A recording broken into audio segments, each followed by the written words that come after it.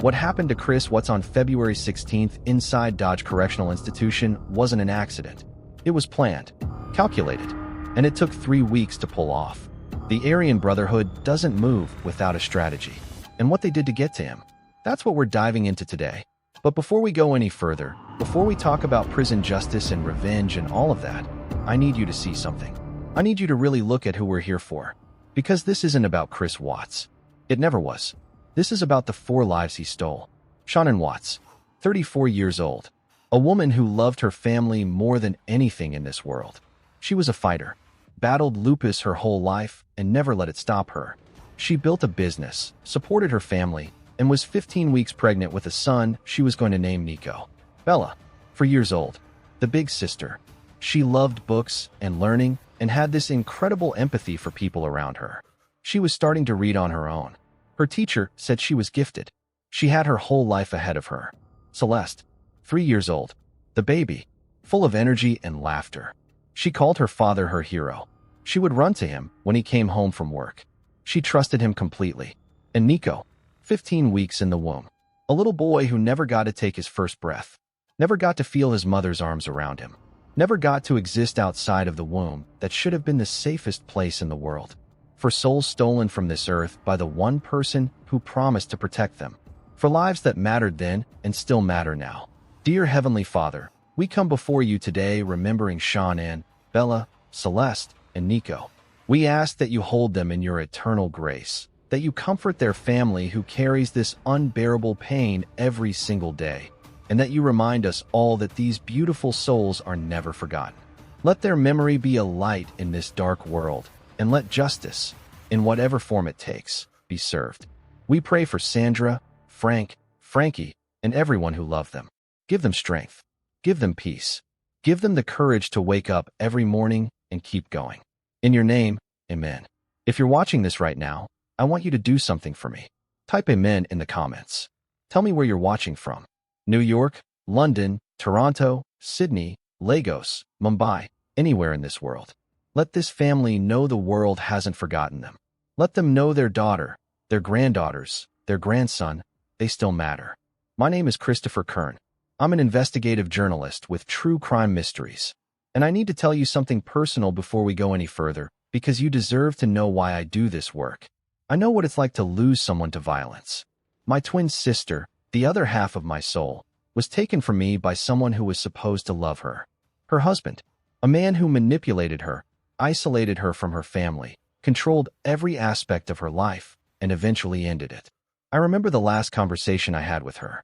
She called me on a Tuesday afternoon, said everything was fine, said she was happy, but I could hear it in her voice. That tremble, that fear hiding behind forced laughter. I should have pushed harder. I should have gotten in my car and driven to her house and pulled her out of there. But I didn't. And 3 days later, she was gone. Her husband is rotting in prison now, thank God. But she's still gone. I still wake up some mornings and forget for just a second. I reach for my phone to call her. And then I remember. That's why I do this. That's why I spend months digging through court records, filing freedom of information requests, talking to sources inside prisons, piecing together what really happened in these cases. Because awareness saves lives. Because the more we understand how these monsters operate, the more we can protect the people we love. If you believe in this mission, if you want me to keep investigating these cases, hit that subscribe button. It genuinely helps me keep this channel running, keep these investigations going, and keep these victims' stories alive. Every subscriber gives me the resources to dig deeper, to file more requests, to talk to more people. Now let's talk about what happened behind those prison walls. Because what I'm about to tell you took me 4 months to piece together. Chris Watts arrived at Dodge Correctional Institution in Waupun, Wisconsin on December 3, 2018. Maximum security. One of the coldest, most unforgiving prisons in America. The kind of place where the walls are so thick you can scream and nobody outside will hear you. He was placed in protective custody immediately. PC. That's where they put inmates who can't survive in general population. The snitches, the informants, the child killers, the ones who would get torn apart within hours if they were mixed with regular inmates. But here's what most people don't understand about protective custody. It's not safe. It's not a sanctuary. It's just slower. The violence takes longer to reach you. but it always reaches you eventually. Because in prison, information travels faster than it does on the outside. Within 48 hours of Chris Watts walking through those gates, every inmate in Dodge knew exactly who he was and what he'd done. And within 72 hours, the Aryan Brotherhood had already made their decision. Chris Watts would pay. Let me tell you about the AB.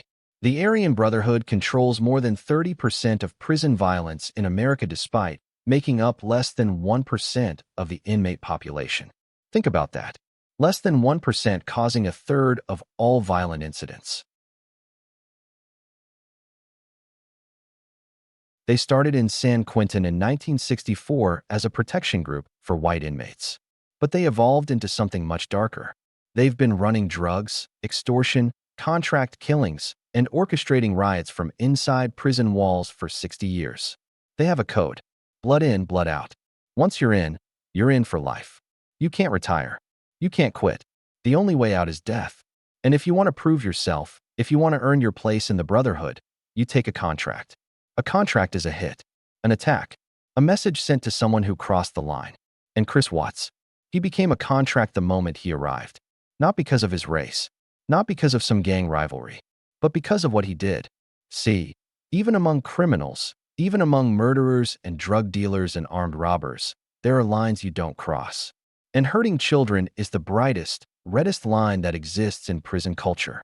You can kill a rival gang member and earn respect. You can run drugs and make money. You can even kill your wife in a moment of rage and some inmates will understand. But you touch a child? You kill your own daughters? You put their little bodies in oil tanks where they dissolved over 3 days? You become a dead man walking. Now, here's where it gets interesting. The AB member who took the contract, let's call him Gage, this guy wasn't some random thug. He was smart, methodical. He'd been in prison for 11 years on an armed robbery conviction and had worked his way up the AB hierarchy. Gage was 36 years old, covered in tattoos, shamrocks on his neck, lightning bolts on his hands. The kind of man who could kill you with his bare hands and not lose sleep over it. But here's the thing. Gage had a daughter on the outside, 7 years old. He hadn't seen her in 5 years because of choices he'd made. And when he found out what Chris Watts did to Bella and Celeste, something inside him snapped. This wasn't just a contract anymore. This was personal. Gage was housed in general population, cell block D, 3 floors above where Chris was being held in protective custody. So how do you get to someone in PC when you're in Gen Pop? Different floors, different schedules, different everything? You don't rush it. You don't make noise. You watch. You wait. You study the system like you're studying for a final exam. And you exploit every single weakness until you find your opening. Gage started mapping the prison's routine on day 1. Guard rotations, meal schedules, cell transfers, medical transports, maintenance schedules, vendor deliveries. He studied everything. And he noticed something important. Dodge Correctional runs on a skeleton crew. Budget cuts, staffing shortages, guards working double shifts. On any given morning, there's maybe 15 guards managing over 1,000 inmates spread across 4 cell blocks. The odds are always in the inmate's favor if they're patient enough. Gage was very patient. He started with small tests, watching which guards were paying attention and which ones were just collecting a paycheck, which guards followed protocol and which ones cut corners, which guards were approachable and which ones would write you up for breathing wrong. There was one guard in particular, Officer Daniels. Not his real name, but that's what we'll call him. Daniels had been on the job for 19 years. Started when he was 23, fresh out of community college with a criminal justice degree and dreams of making a difference. But 19 years in a maximum security prison breaks people down. He was burnt out, tired, going through a messy divorce. His ex-wife was taking him for everything. The house, the car, custody of the kids.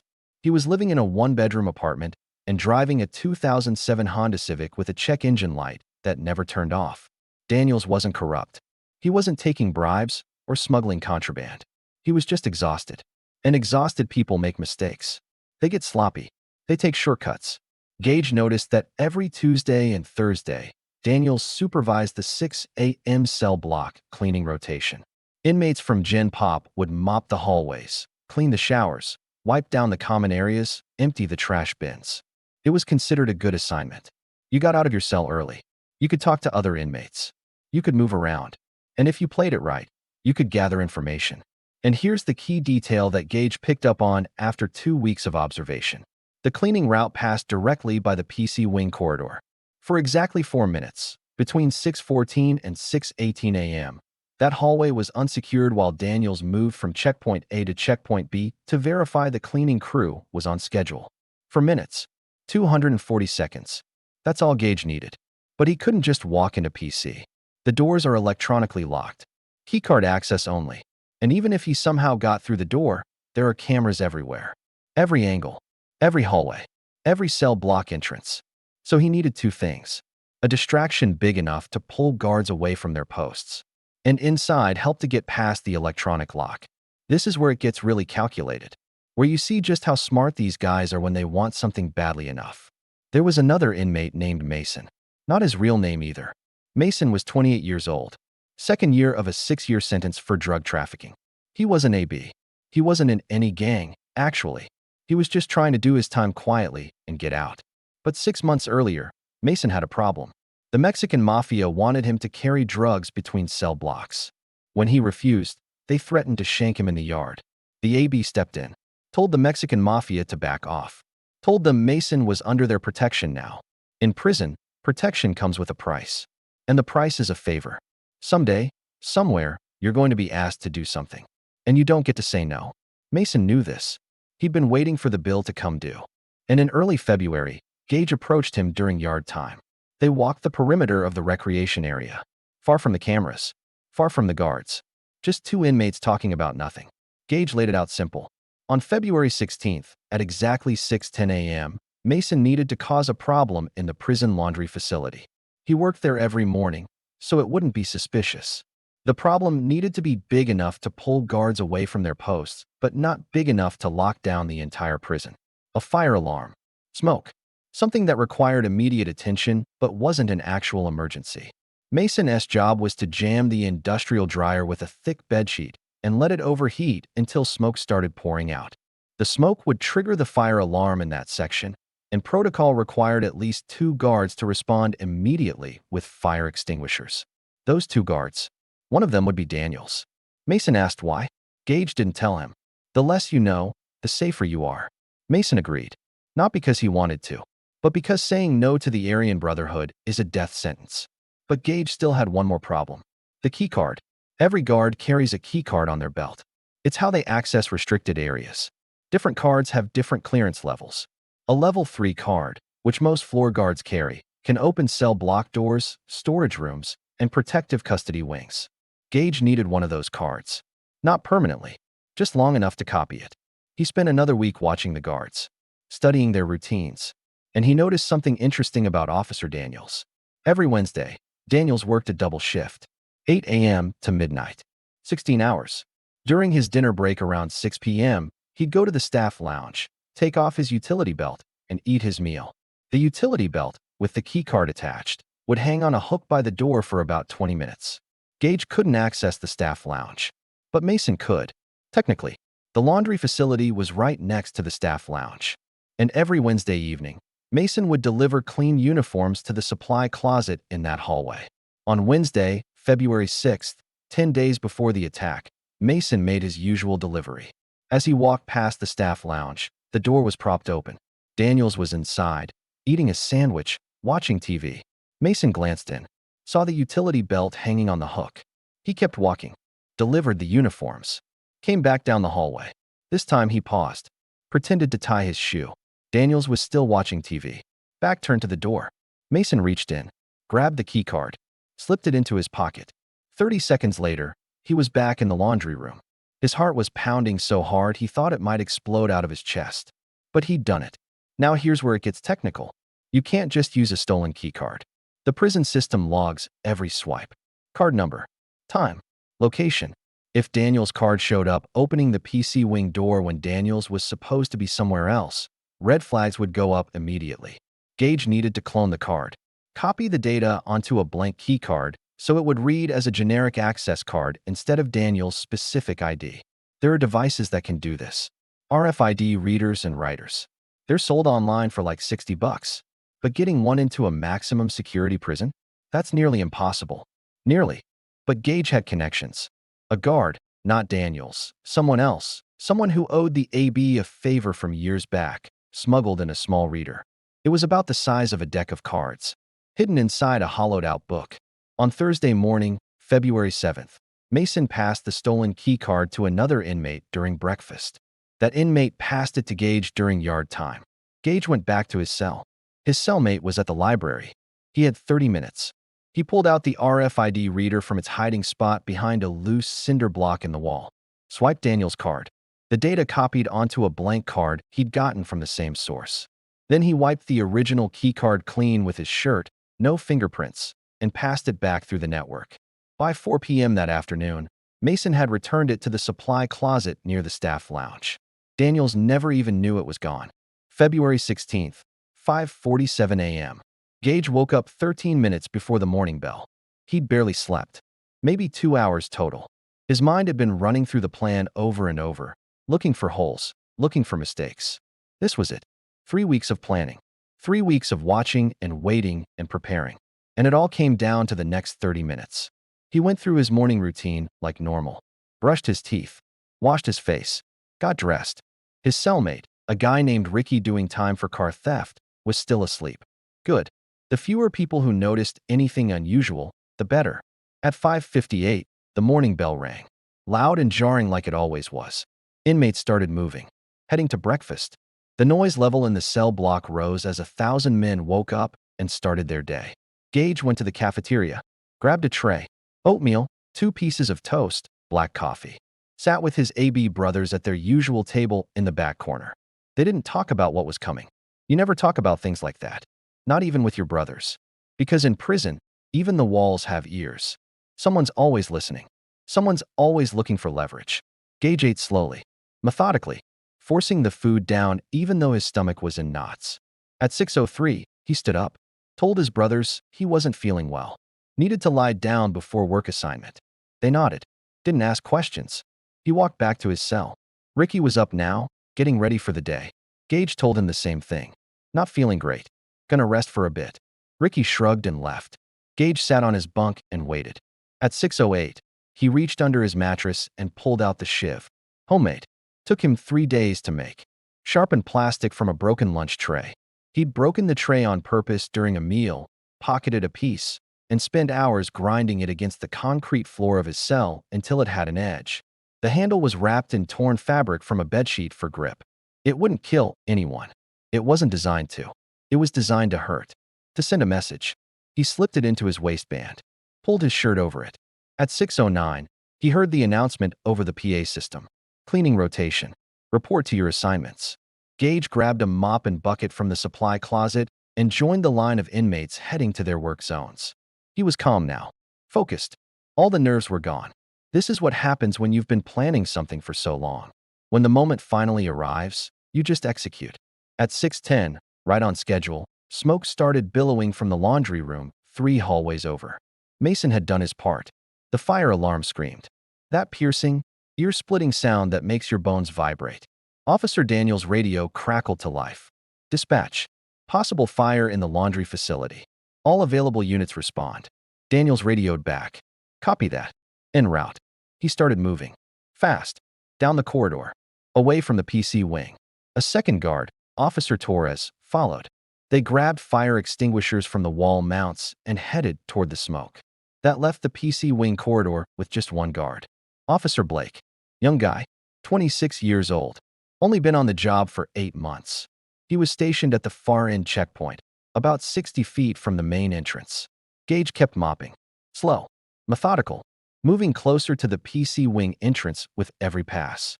The other inmates on cleaning duty didn't notice. They were talking, joking, complaining about the alarm. Business as usual. At 6:14, Gage was right outside the PC wing door. He glanced down the hallway. Officer Blake was looking at his phone. His wife had just texted him, asking if he could pick up groceries on the way home.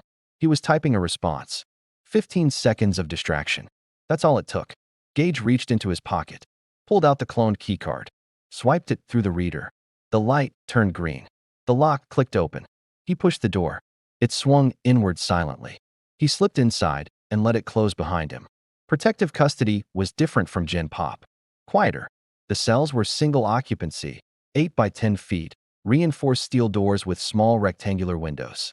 Most inmates were still in their cells. Some were awake, sitting on their bunks. Some were still sleeping. None of them looked at Gage. In prison, you don't look at things that don't concern you. You survive by staying in your own lane. Gage moved fast but silent. His boots barely made a sound on the concrete floor. He knew exactly which cell. PC 7, third door on the left. He'd memorized the layout from a map he'd seen in the guard station 2 weeks earlier. He devolunteered to mop that area and spent 30 seconds looking at the papers on the desk while the guard was in the bathroom. PC 7. Chris Watts. Gage stopped outside the door, looked through the small window. Chris was awake, sitting on his bunk, reading a letter, probably from one of those delusional women who write to killers. Women who think they can fix them or save them or some twisted fantasy like that. Gage tested the door handle. Unlocked. PC cells are usually kept unlocked during the day unless there's a specific threat. Inmates can move around the wing, use the showers, the phones. He opened the door, stepped inside, closed it behind him. Chris looked up. For a split second, there was confusion on his face, like he couldn't quite process what he was seeing. A Gen Pop inmate in protective custody, standing in his cell. Then recognition. Chris had seen Gage before. In the yard. In the cafeteria. You see the same faces over and over in prison. And Chris knew the tattoos. The shamrocks. The lightning bolts. Then terror. Pure, absolute terror. Chris stood up fast, backed against the wall. His hands came up defensively, like that was going to help. Gage didn't say a word at first. He just stared. Let Chris understand what was happening. Let the fear sink in deep. Let him feel it. Seconds ticked by. 10, 15, 20. Then Gage spoke. His voice was low, calm, almost conversational. You know who I am. Chris nodded. Barely. His throat was so tight he couldn't speak. You know why I'm here. Chris opened his mouth. Tried to say something. Maybe an apology. Maybe a plea. Maybe some pathetic excuse about how he'd changed or found God or whatever lies he'd been telling himself to sleep at night. Gage didn't let him finish. This is for those little girls. What happened next lasted 90 seconds. 1 minute and 30 seconds that would change Chris Watts' life forever. Gage didn't want to kill him. That would have been too easy. Too quick. Death is an escape. And Chris Watts didn't deserve escape. He deserved to suffer. The first punch landed across Chris's jaw. A right hook with Gage's full weight behind it. The impact was so hard it sounded like a wooden bat hitting a side of beef. Chris's head snapped sideways. Blood sprayed from his mouth onto the white cinder block wall. He stumbled, tried to catch himself on the bunk, but his legs weren't working right. Gage hit him again. Left jab to the ribs. Right cross to the stomach. Chris doubled over, gasping, trying to breathe. The wind was completely knocked out of him. He tried to fight back. Threw a wild, desperate punch that didn't even come close to landing. Gage grabbed his wrist, twisted it behind his back, and slammed him face first into the wall. Chris's nose shattered. More blood. Pouring now. Down his face. Onto his shirt. Onto the floor. This is what Bella felt. This is what Celeste felt. Gage pulled him back and threw him onto the bunk. Chris landed hard, the metal frame rattling. He was crying now. Sobbing. Gasping for air. Begging. Please. Please stop. Please, I'm sorry, I'm sorry, I'm sorry. Gage pulled out the shiv. The moment Chris saw it, something inside him broke completely. He started screaming. Not words. Just raw, animal terror. Gage grabbed him by the hair. Yanked his head back. Pressed the shiv against his throat. Not cutting. Not yet. Just pressure. Just enough to let Chris feel the edge.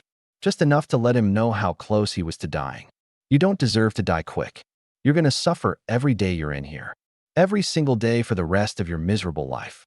You understand me? Chris couldn't speak. Could barely nod. Gage pulled the shiv away from his throat, then slashed it across his forearm. The blade cut through skin and muscle. Not deep. Maybe an inch. But deep enough to hurt. Deep enough to scar. A permanent reminder. Chris screamed again. A wet, choked sound. Blood poured from the wound. Gage hit him one more time. One final punch. Right orbital bone. Crack. The bone fractured. Chris's eyes swelled shut immediately. He collapsed onto the floor, curling into a ball. Bleeding. Crying. Broken. Gage stood over him for a moment, looking down at this pathetic, broken man. This coward who killed his own daughters to start a new life with his girlfriend. Then he stepped over him, opened the door, and walked out. 60 seconds later, Gage was back in the hallway. back with his mop and bucket, like nothing had happened. The fire alarm was still going. Guards were still dealing with the smoke in the laundry room. Officer Blake was still at his post at the far end, still on his phone, now scrolling through Facebook. Gage mopped his way back toward the main corridor. Calm, steady, just another inmate doing his job. He made it back to the Gen Pop wing, returned the mop and bucket, went back to his cell. Ricky was at breakfast. The cell was empty. Gage pulled off his shirt. There was blood on it. Not much, just a few drops.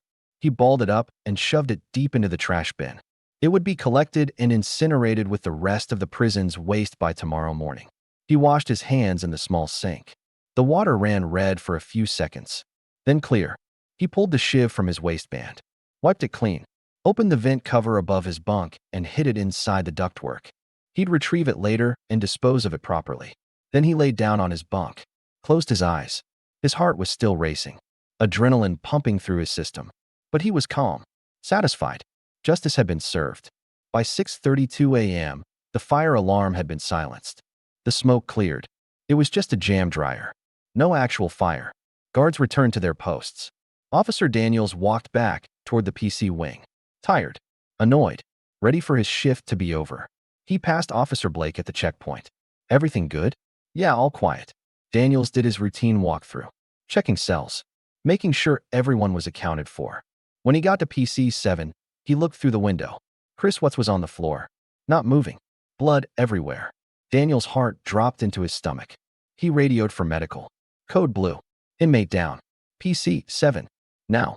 He opened the door, knelt beside Chris, checked for a pulse. Still alive, barely conscious. What happened? Who did this? Chris couldn't answer. His mouth was swollen shut. His eyes were glazed over. Within minutes, the medical team arrived.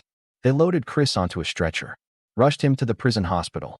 Broken nose, fractured orbital bone, deep laceration on his forearm requiring 17 stitches, severe bruising to the ribs, possible concussion.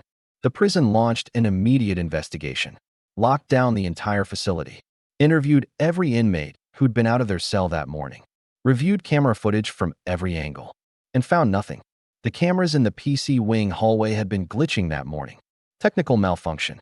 The footage was corrupted, just static and black screens. No one saw anything. No one heard anything. No one knew anything. The official report listed it as an unknown assault. No suspects identified. Case remains open. But everyone inside those walls knew exactly what happened. The Aryan Brotherhood had sent their message, and Chris Watts received it loud and clear. Now here's the part that should absolutely make your blood run cold. That wasn't the only attempt. That was just the first. Since that day in February 2019, there have been at least 6 more documented incidents involving Chris Watts. In May 2019, his food was contaminated. Someone mixed bleach into his oatmeal during breakfast. He took one bite and immediately started vomiting. Spent 3 days in the medical unit with chemical burns in his mouth and throat. The prison investigated. Never found out who did it. In August 2019, someone slipped a note under his cell door. Just 3 words written in black marker. You're next. In November 2019, during a rare transfer to a different cell, he was shoved down a flight of stairs by an inmate who was supposedly being escorted in the opposite direction. Chris fell 12 steps.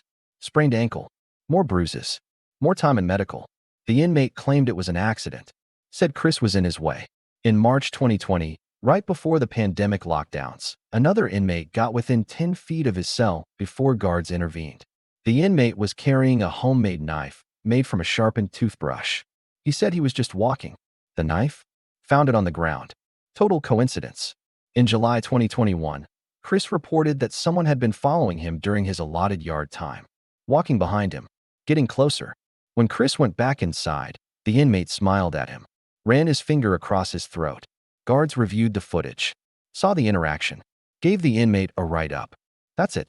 And just last month, January 2026, according to my sources inside Dodge, there was another incident.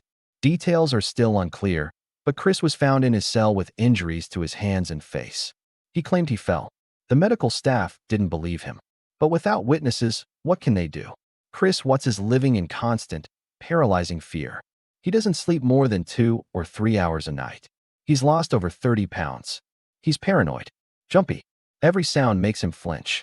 Every shadow makes him panic. One of the letters I obtained through my investigation, a letter he wrote to a pen pal in September 2023, he said this. I'm transcribing it word for word. I don't think I'm going to make it another year. Every day, I wake up expecting to be the day. I can't eat. I can't sleep. I hear footsteps outside my cell, and I think this is it. This is when they come for me. I know I deserve it.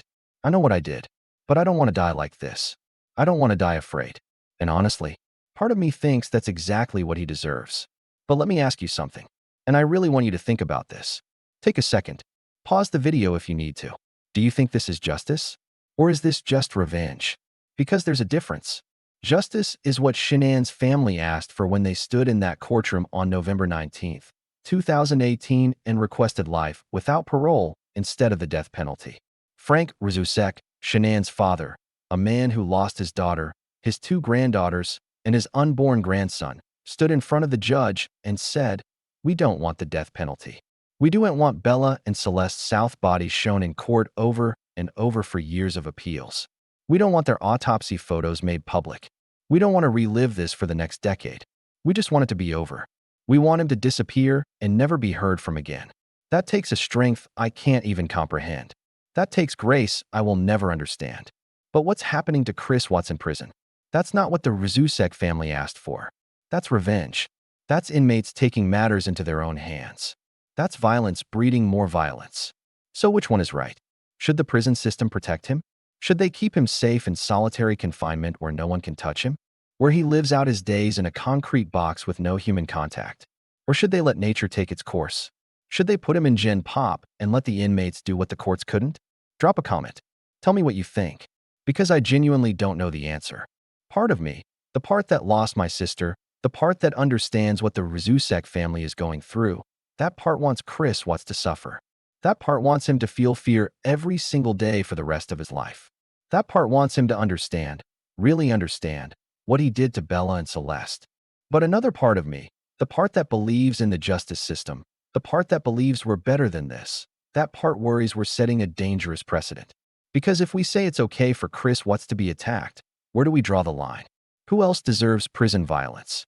And who gets to decide? Here's what I know for certain. Chris Watts will never be safe. Not in Dodge. Not in any prison in America. There are rumors, and I want to be clear these are just rumors from my sources, that prison officials are seriously considering transferring him to ADX Florence in Colorado. The Supermax. The most secure prison in the entire country. ADX Florence is where they send the absolute worst of the worst. Terrorists. Serial killers. Cartel leaders. The Boston Marathon bomber. The Unabomber. El Chapo. These are the people in ADX. It's 23 hours a day in solitary confinement. Your cell is 7 by 12 feet. Concrete walls. Concrete floor. A concrete slab for a bed. A steel toilet and sink combination. One small window that shows you nothing but sky. No view of the ground. No view of other buildings. Just sky.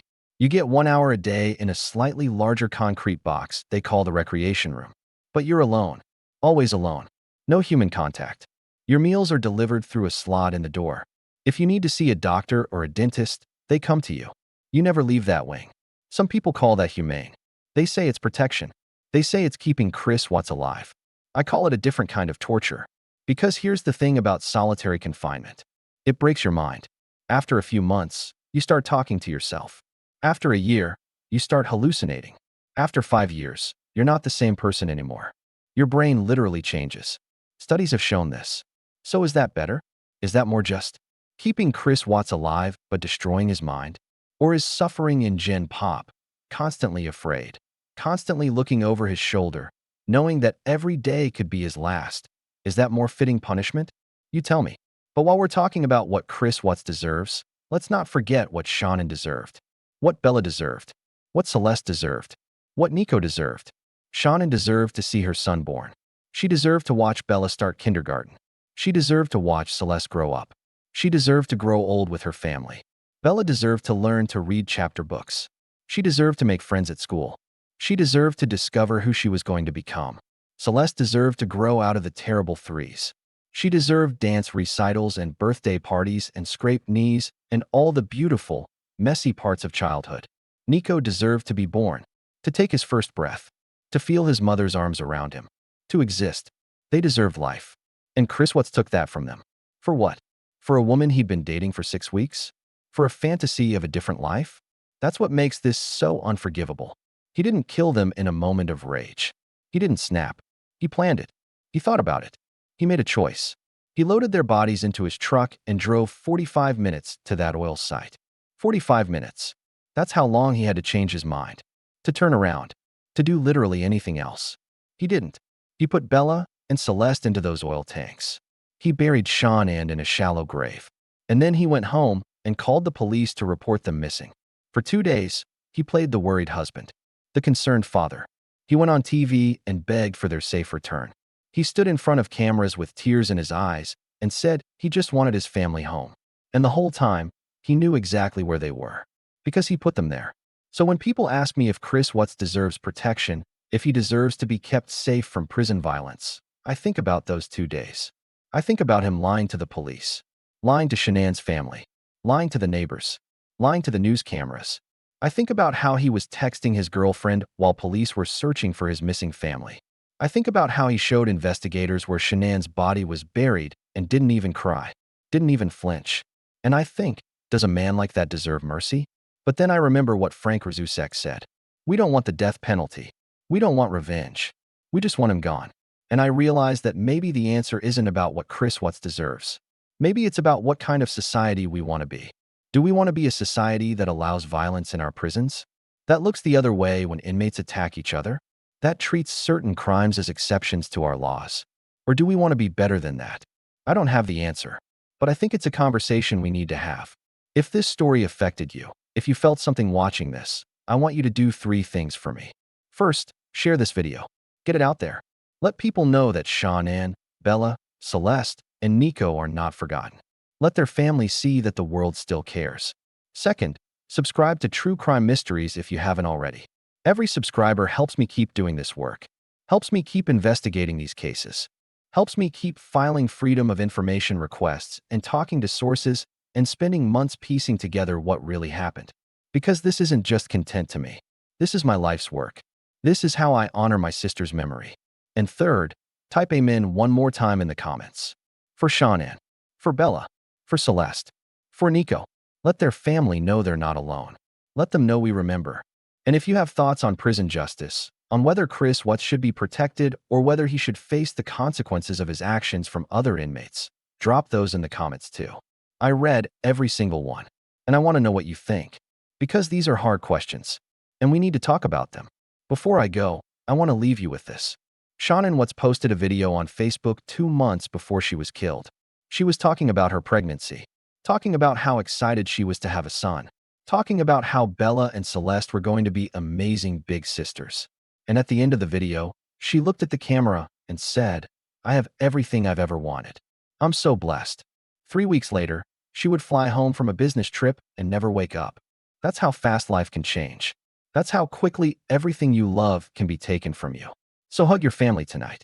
Tell the people you love that you love them. And if you see something, if you notice something's wrong with someone, speak up. Don't wait.